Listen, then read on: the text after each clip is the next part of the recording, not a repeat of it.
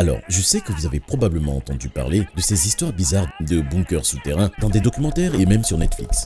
Peut-être que vous pensez qu'elles sont inventées parce qu'elles sont trop folles pour être vraies. Eh bien, je suis ici pour vous assurer qu'elles sont vraies à 100%. Et que je ne savais pas que d'autres humains existaient avant d'avoir 18 ans. Enfin, à part mes grands-parents. Mais avant de continuer, je vais sourire chaque fois que quelqu'un aime cette vidéo. Alors s'il vous plaît, aimez-la. J'ai traversé beaucoup de choses dans la vie et je pense que je mérite de sourire. N'oubliez pas de vous abonner à la chaîne et d'appuyer sur la cloche de notification. Super! Francis, assieds-toi et laisse-moi te parler du monde auquel nous avons échappé. Le monde terrifiant d'en haut étaient les mots préférés de mon grand-père, d'aussi loin que je me souvienne. Tu vois, on était dans un endroit sombre et effrayant au-dessus du sol. Nous savions qu'un jour, il serait impossible d'y vivre. Il y a des guerres, des famines, des pandémies, des zombies. On a donc commencé à stocker de la nourriture dans ce bunker. Ta grand-mère faisait des confitures et des gelées avec presque tous les fruits qu'elle pouvait trouver et a fait beaucoup pour rendre cet endroit agréable. Puis, on a entendu qu'il libérait quelque chose des avions pour anéantir tout le monde. C'était notre signal pour partir. Alors tu sais quoi, Francis? En ce moment, il n'y a plus d'humains là-haut. Juste nous trois. Et ce n'est pas sûr de monter là-haut, parce que la substance des avions est toujours là. Ça a probablement transformé les animaux en zombies et ils errent partout en attendant de nous attaquer. Si nous partons, nous pouvons mourir immédiatement. Ta mère et ton père ne voulaient pas nous écouter. Ils ont donc péri. Ils sont partis. C'est malheureux. Nous sommes tout ce qu'il te reste. Et je l'ai cru parce qu'il n'y avait personne d'autre pour me raconter une histoire différente de toute façon. Ma grand-mère m'a appris à lire et j'avais beaucoup de livres. J'ai lu et je me suis demandé comment était la vie dans le passé, quand tout le monde n'avait pas été détruit. Heureusement, notre bunker était assez avancé. Nous avions l'eau courante qui, selon mon grand-père, provenait d'un système de purification d'eau qu'il avait créé en surface.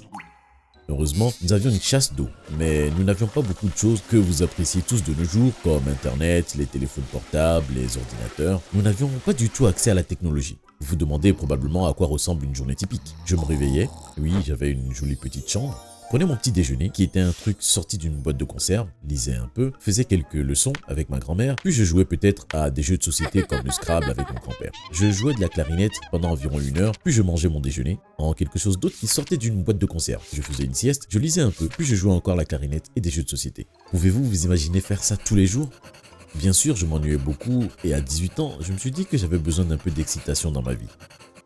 J'ai longuement réfléchi, car j'étais vraiment terrifié et je croyais vraiment aux histoires de mon grand-père. Mais j'avais besoin d'un changement. Donc une nuit, enfin je pensais que c'était la nuit, mais comment peut-on vraiment lire l'heure dans un bunker souterrain de toute façon? J'ai monté les escaliers jusqu'à l'entrée du bunker, déverrouillé la porte en bois et poussé pour sortir. Ce n'était pas la nuit du tout. Le soleil brillait et le ciel était d'un bleu magnifique. C'était magique. Et ce sont les choses que vous prenez tous pour acquises.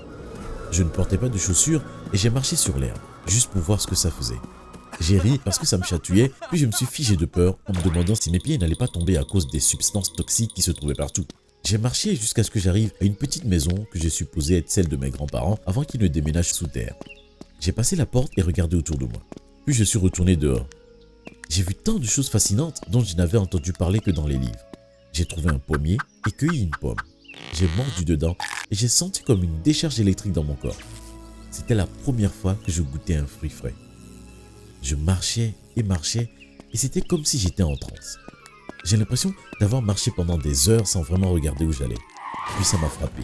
Genre, littéralement, j'ai été renversé par une voiture. Je me suis évanoui et je me suis réveillé dans un hôpital. Pour être honnête, je pensais que j'étais mort. Car comment aurais-je pu atterrir dans un endroit si les humains n'existaient plus?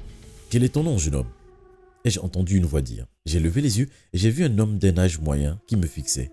Ah! Je suis si moche que ça? Je suis mort? Tu n'es certainement pas mort. Tu as été renversé par une voiture. Heureusement, les dégâts sont mineurs. Je devrais pouvoir te libérer bientôt. Les gens existent encore? Vous n'êtes pas tous morts du poison des avions? Et quoi? Mes grands-parents m'ont dit qu'il n'y avait pas d'autres personnes. Oui, ok. Maintenant, assez les jeux. As-tu les coordonnées d'un membre de ta famille pour que quelqu'un vienne te chercher? Écoutez, je suis sérieux. Je me suis assis et j'ai raconté toute mon histoire au médecin. Il était sceptique au début, j'en suis sûr. Mais au bout d'un moment, il semblait me croire. Il a appelé quelques infirmières et d'autres médecins et ils m'ont tous regardé comme si j'étais tombé d'une autre planète.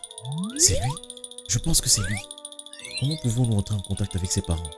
Appelez les médias, c'est énorme. Écoutez, j'ai dit au docteur, quelqu'un pourrait-il me dire ce qui se passe? Eh bien, Francis, il y a de nombreuses années, un bébé a été enlevé de la maison de ses parents.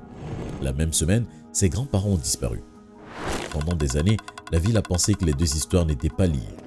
Mais il semble que tes grands-parents t'aient kidnappé.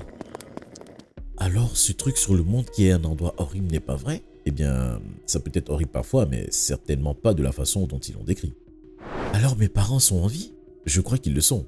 Nous allons essayer d'entrer en contact avec eux. Je pouvais sentir ma tête tourner hors de contrôle. C'était trop à encaisser. Au bout d'une heure environ, un homme et une femme se sont précipités dans ma chambre. C'est lui! C'est mon petit garçon! Mon fils parfait! Oh, viens voir maman! Wow, je ne peux pas le croire. Je pensais qu'on ne te reverrait jamais. Vous êtes mes parents? Bien sûr! Tu ne vois pas? Tu es le portrait craché de ton père! Nous pensions que tu avais été kidnappé par des gens horribles. Que s'est-il passé? Je leur ai raconté la même histoire qu'au médecin et ils avaient l'air d'être sur le point de pleurer. Tu veux dire que tu étais si près de nous tout ce temps? Je me sens comme une mère horrible. J'aurais dû pouvoir te trouver. Mes parents m'ont serré dans leurs bras pendant un long moment, puis m'ont demandé si je voulais rentrer avec eux. Je veux dire, quel autre choix avais-je? Je me suis levé et nous sommes descendus à leur voiture. Je pense que c'est la chose qui m'a amené à l'hôpital, ai-je dit. Je n'avais jamais été dans une voiture avant et quand mon père a commencé à conduire, j'étais terrifié. Comment pourrais-je être assis et bouger en même temps? Nous sommes entrés à la maison et mes parents m'ont présenté à mes frères et sœurs. Je ne savais pas que j'avais des frères et des sœurs. Il y avait 2 jeunes sœurs. Mélanie avait 12 ans et Piper 16. Mais mon préféré a été un petit garçon nommé Tyler. Ils m'ont laissé le tenir et j'ai failli pleurer. Je n'avais jamais lu de livre sur le bébé avant. Je n'avais jamais pensé que je pourrais en tenir un. C'était surréaliste et je suis devenu instantanément obsédé.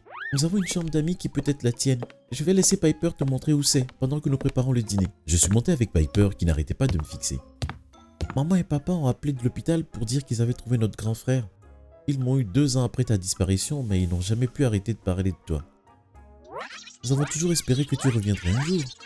J'ai hâte d'entendre toutes tes histoires du bunker avec nos grands-parents fous.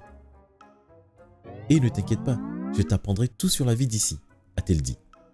Le dîner ce soir-là était sauvage. C'était la première fois que je mangeais quelque chose qui ne venait pas d'une boîte. Nous avons eu des légumes frais, des lasagnes, des pommes de terre et des jus de fruits. Ce que j'ai préféré, c'est la glace que nous avons mangée pour le dessert. Nous n'avions pas de congélateur dans le bunker, donc c'était la première fois que je goûtais à ça. Waouh! Les choses que vous prenez tous pour acquis. J'ai dormi dans mon nouveau lit cette nuit-là, la fenêtre grande ouverte pour sentir la brise souffler sur mon visage. L'odeur de la nuit était spéciale et avant de fermer les yeux, j'ai passé beaucoup de temps à regarder la lune et les étoiles. C'était tellement surréaliste pour moi.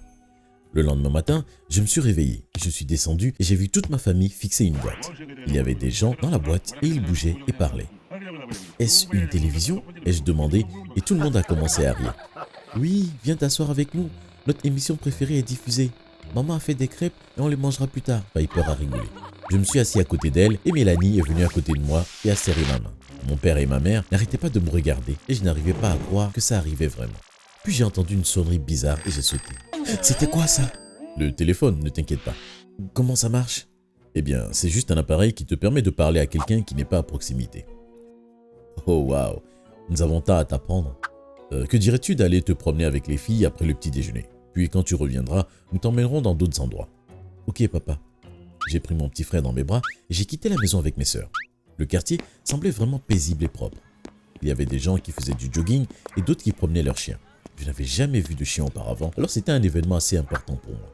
Wow, c'est si moelleux. Un jour, on ira au zoo et tu pourras tout voir.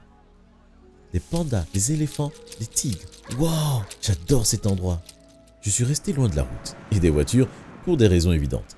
Quand nous sommes rentrés à la maison, ma mère avait invité quelques personnes. Hé Francis, voici quelques-uns des gars de ton âge de ce quartier. Ils sont venus ici pour te rencontrer. Pourquoi ne vas-tu pas traîner avec eux? Bien sûr maman. Salut tout le monde. Il y avait 3 gars. Joe, Billy et Peter. Et ils étaient beaucoup plus grands que moi. Je suppose que c'est parce que j'avais été nourri avec cette horrible nourriture en boîte pendant des années et que je faisais à peine de l'exercice. Allez Billy, on a un énorme garage. On pourrait aller s'y détendre un moment. Ok. J'ai rendu mon petit frère à ma mère et je suis parti avec les gars. Le garage me rappelait un peu le bunker, mais il y avait tellement de casse-croûte que je n'avais jamais vu auparavant que j'ai vite oublié cela. Alors, qu'est-ce que tu aimes faire pour t'amuser, garçon du bunker? Ne l'appelle pas comme ça. Non, c'est bon. Eh bien, je suppose que je vais devoir le découvrir. Là-bas, tout ce que je faisais, c'était lire et dormir. Wow, on est dans un groupe, a dit Billy en désignant quelques instruments dans le coin. Peter joue la guitare basse, Joe joue le clavier et je suis le chanteur principal. Notre batteur a déménagé dans un autre état le mois dernier. Je suis allé là-bas et je me suis assis devant la batterie. Comment ça marche? tu prends les bâtons et tu les cognes. J'ai fait ce qu'ils ont dit et quand j'ai eu fini, ils avaient l'air choqués. Tu avais une batterie dans le bunker, n'est-ce pas? Non, ça n'avait pas l'air terrible. Non, tu étais super! Ils m'ont convaincu que je devais rejoindre leur groupe et venir à leur répétition la semaine suivante. J'ai accepté parce que j'étais juste heureux d'avoir des gens de mon âge à qui parler. En plus, je ne savais pas comment j'aurais le droit d'aller à l'université. Ma sœur m'en avait parlé, mais je n'avais jamais été à l'école, alors comment cela pouvait-il fonctionner? Je suis rentré chez moi en étant optimiste. J'ai ouvert la porte d'entrée et ma mère tenait le bébé, l'air extrêmement inquiète. Qu'est-ce qui ne va pas? Tes grands-parents. Nous avons envoyé la police à l'endroit que tu nous as indiqué, mais quand ils sont arrivés, ils n'étaient plus là, disparus. Nous n'avons aucune idée d'où ils peuvent être. J'étais assez inquiet. Il est possible qu'ils aient inventé toutes les histoires qu'ils m'ont racontées sur le monde terrifiant d'en haut, mais que faire s'ils croyaient vraiment à tout cela? Comment allaient-ils faire face à tout ce qu'ils allaient rencontrer? Et s'ils se faisaient renverser par des voitures aussi? Je veux dire, je ne suis pas heureux qu'ils m'aient privé de mes parents et d'une enfance merveilleuse, mais ils ont pris soin de moi et m'ont aimé pendant très longtemps. Je ne voulais pas qu'ils soient blessés de quelque façon que ce soit. Cela fait presque 1 an que je vis chez mes parents et je me suis adapté à beaucoup de nouvelles choses. C'est génial ici, mais on ne sait toujours pas où sont mes grands-parents. Donc si vous voyez 2 vieilles personnes âgées errant dans le coin, ça pourrait être elles. Faites-leur savoir qu'ils peuvent entrer à la maison et que tout ira bien.